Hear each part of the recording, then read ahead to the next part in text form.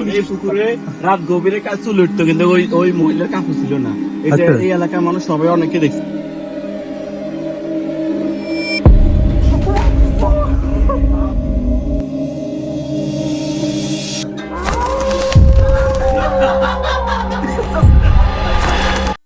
আধুনিকতার ভিড়ে হারিয়ে যাওয়া এক অতীতের কাহিনী।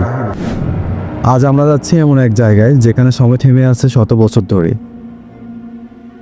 এই জমিদার বাড়ির ইতিহাস প্রায় 200 বছর পুরনো।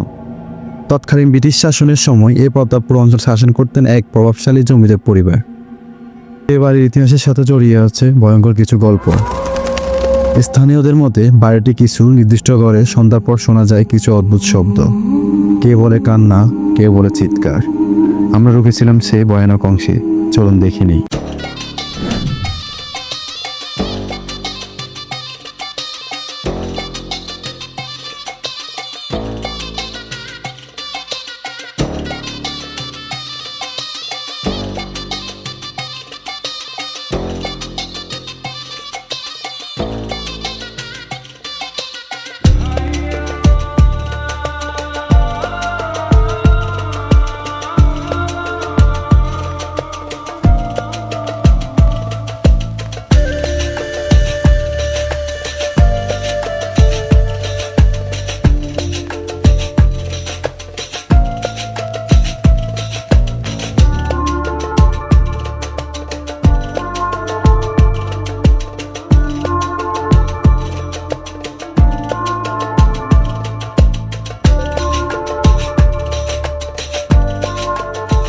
এটি ফেনী জেলার দাগনভূঞা উপজেলার প্রতাপপুর এলাকায় অবস্থিত। প্রায় 1850 কিংবা 1860 সালে এই জমিদার বাড়িটি নির্মাণ হয়। এই জমিদার বাড়ির প্রতিষ্ঠাতা ছিলেন রাজকৃষ্ণ সাহা কিংবা রামনাথ কৃষ্ণ সাহা। স্থানীয়দের কাছে এটি প্রতাপপুর বড় বাড়ি হিসেবেই পরিচিত। এই এলাকার আশেপাশে যত জমিদার বাড়ি ছিল সবার শীর্ষে ছিল এই জমিদার বাড়ি। এই জমিদারের বংশধররা জমিদারি প্রথা বিলুপ্ত হওয়ার পরও 2002 সাল পর্যন্ত এই জমিদার বাড়িটিতে ছিলেন। জমিদার বাড়ি বংশধরদের কিছু এখনও ঢাকা, চট্টগ্রাম এবং কিছু ভারতের কলকাতা ও ত্রিপুরা রাজ্যে আছেন। জমিদার বাড়ির সম্পত্তি এখনও জমিদার বাড়ি বংশধরদের মালিকানাধীন। জমিগুলো এলাকার মানুষের কাছে বর্গা দিয়ে রাখা হয়েছে। জমিদার বাড়ির বংশধররা এখানে বছরের মধ্যে 2-1 বার আসেন এবং বর্গার টাকা নিয়ে যান। প্রায় 13 একর জায়গা জুড়ে এই জমিদার বাড়িটি নির্মাণ করা হয়। বাড়িটিতে 10টি ভবন ও 13টি পুকুর রয়েছে। এর মধ্যে 5টি পুকুর পাকা ঘাট বাঁধানো এবং অনেকগুলো নারকেল গাছ দেখবেন। এই জমিদার বাড়ি দেখতে এসেছেন অনেক পর্যটক। চলুন শুনি তারা কি ভাবছে এই জায়গা নিয়ে। আসসালামু আলাইকুম ভাইয়া, আপনার যে রাজবাড়িতে ঘুরতে এসেছে, আপনাদের এই বাড়িটা কেমন লাগতেছে?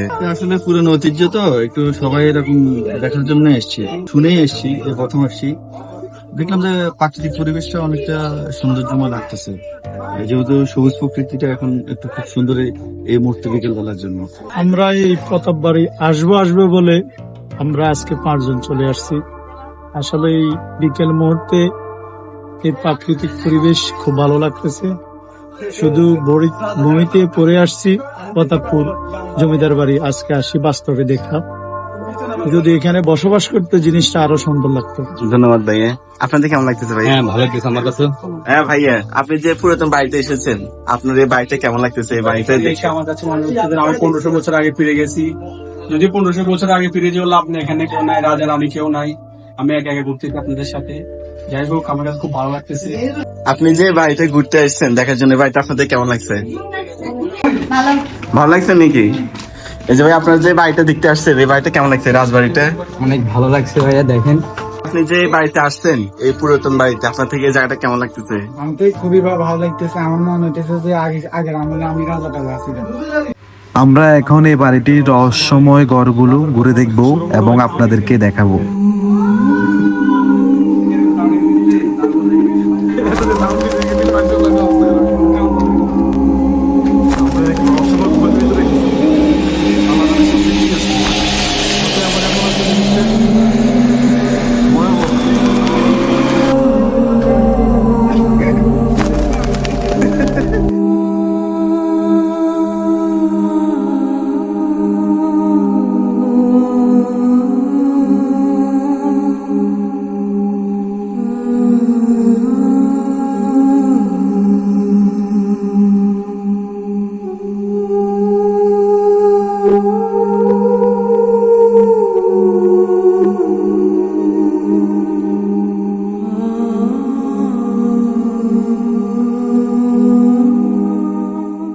ঘরগুলোর ভিতরে দেয়ালে যেগুলো শেপ দেখতে পাচ্ছেন আপনারা তাকের মতো, সেগুলো তারা আগে রাত্রে ঘর আলোকিত করার জন্য ব্যবহার করত, আগুন জ্বালাতো এগুলোর ভিতরে, কারণ আগে কারেন্ট ছিল না।